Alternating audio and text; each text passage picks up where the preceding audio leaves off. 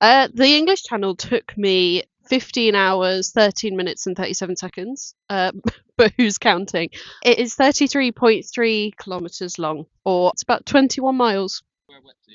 I did not wear a wetsuit. There are some associations for swimming the English Channel you can't really do it with unless you want it counted as an assisted swim. I didn't, so I transitioned out of a wetsuit. But I have previously done lots of open water swims with wetsuits. I don't have one now though, so I just get cold. Absolutely no sharks that I saw, touch wood. Yeah, no sharks. They probably exist somewhere in there, but they don't really bother people. I saw loads of jellyfish, more on the English side than the French side. But when you get really far out, and you've got like a couple of meters of visible sort of clearance, sometimes you can see them quite far down, and you don't realize quite how near or far they are. So that can be quite intimidating. But I had jellyfish pretty much from the off as soon as I was in the water in Dover. I had a June crossing, so it was on June the 11th in 2024, and it was pretty cold. That's actually quite a cooler time for English Channel swimming. So it was about 13 degrees when I got in, which was about 3 a.m., and it warmed up to a balmy 15 degrees. I had a feed, or what we call a feed, every sort of 45 minutes or so, but we increased that when I got a bit cold to every half an hour. We mixed like hot water with a bit of cold water to have like into some maltodextrin carb powder, and also something called Active Root, which is has a ginger and peppermint sports drink mix. So we use that for my drinks and things. I had a June crossing, so there wasn't a huge amount of night swimming. I got in just before 3 a.m. and I swam for about an hour before there was the sunrise. So yes, but not a huge amount.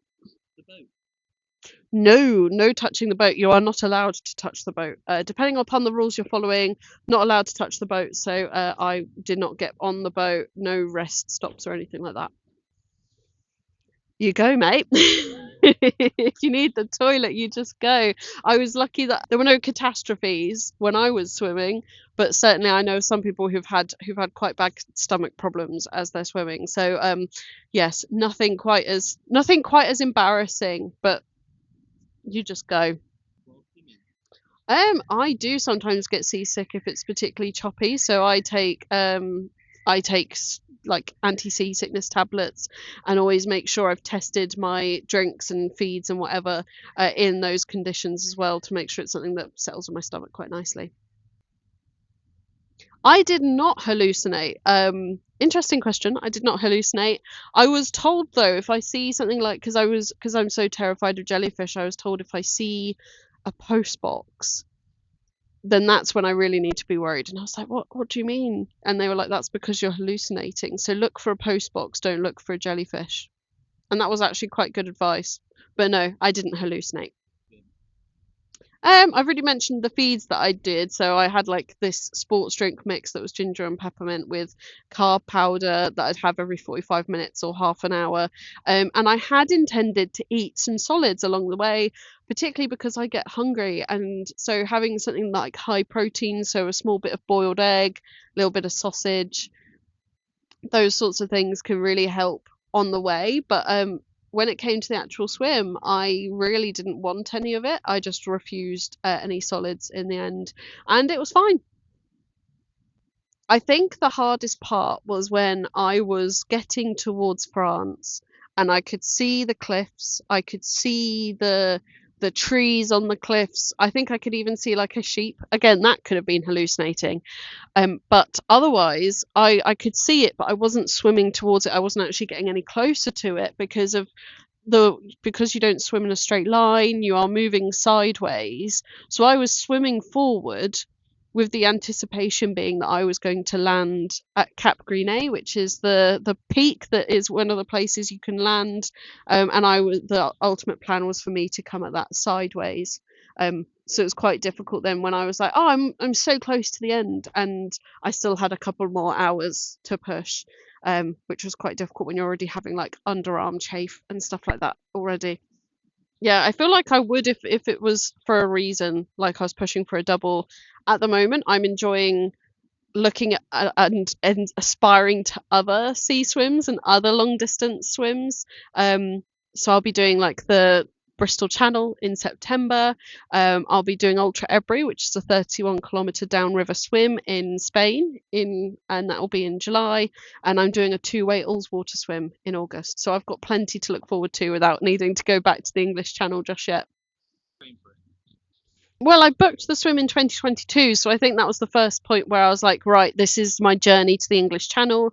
And I had done a number of sort of longer swims before that, so I did Ullswater around the time that I booked the English Channel. I'd already done things like Coniston. I'd done a couple of longer sea swims, but certainly I suppose you start training as soon as you start learning open water skills, or you start regularly swimming in open water and getting used to things like acclimatization or night swimming and things like that. So I suppose in that case it would have been 2020, but otherwise, 2020 for the real start of the build up, but certainly 2022. So about 2 years. A lot of people say that it does. Because whilst you might be swimming straight, the tides will push you sideways, so that's why the channel swim maps always look a bit wild and snaky. But otherwise, I don't know how long I swam particularly, because I didn't have a watch on myself and I didn't put a watch on any of my crew members. So if you do want a tip for your Strava, put it on somebody who's on your crew, and put it on swimming, and it will look, and you'll be able to follow it. I only knew where to go because a boat was showing me the way. So when you book an English Channel swim, the first thing you book is the boat to make sure you've got your slot in the calendar. And otherwise, you are following the boat. You just need to breathe to the side and just make sure you are near to the boat. And usually you can get some practice as well beforehand to make sure that you can do that effectively. When you are swimming for long distances, you end up finding some different mental tactics and things for you to think about. So in the past, I've done things like try to replay films in my head. I remember the day after I watched the Barbie movie, I went to go and swim the Thames Marathon, and then just tried to remember all the songs on the way. I've replayed things like Legally Blonde in my head. And there's also other things like planning things that are happening in the future. I like to do working through different things going through my head from work and trying to solve things or have good ideas for work. One of the things that really went through my head, and I think that really helped during the English Channel swim, was being able to make lists. So I listed from like A to Z all the people that had supported me along the way and all the people who I knew would be cheering for me back at home, or like looking at me as a little dot on their phones and things. And so that was really nice, being able to think of like people swimming behind me and supporting me on the way as well. Um, I swam the English Channel. I think there was just a bit of an audacity in me that thought, you know what, I could really do this. I could really push myself here, and I sometimes have these moments where I'm like, yeah, I could really do that. I actually think I really want to push for it, and I want to go on that journey. And I had one of those moments, and then immediately after I booked it, I was like, oh shit, what have I done here? But yeah, I don't think there was a particular reason. I wanted to push myself. I wanted to have an opportunity to raise some money for charity. And yeah, I guess it was one of those moments where I was like, I haven't stopped so far. Nothing. I've not stopped yet. So why stop where I am? I was, looking. I was looking at doing. I'd already booked Windermere. I was meant to do Windermere that summer, but it got cancelled. So I was like, well, if I can do this, then it is really I can do. Then I know I can do the English Channel. So why not? The weirdest thing that happened. I don't think I had a particularly weird English Channel swim. I mean, it was certainly difficult at points. Didn't necessarily have any like really nice seals join me. Didn't have any dolphins go past. Yeah, there's nothing in particular that made me go, oh wow, this is different to anything I'd have expected. Like, it was quite. I don't want to say standard because an English Channel swim isn't standard. But then again, to other people, some of it might have been not normal anyway. But because it's an English Channel swim. What do I wish people knew about channel swimming? I wish they knew that they could do it too, because I do believe that anybody, for the most part, could do it if they put their minds to it. I wish people knew there were still risks and that there's no way you can cheat the channel for sure. There are people who die doing it. I'd wish people knew that it was, I would want to remind people that it's still an extreme sport. You might be able to train in a pool, it might be swimming, and that might seem accessible to everyone, but it is still an extreme sport. The one thing I'd do differently if I was to do it again would be to do it earlier. I think that's, if anything, that's the thing I regret, not going for it earlier, not having that confidence in myself to push myself earlier. And I guess then, like, a top tip is, like, do it scared.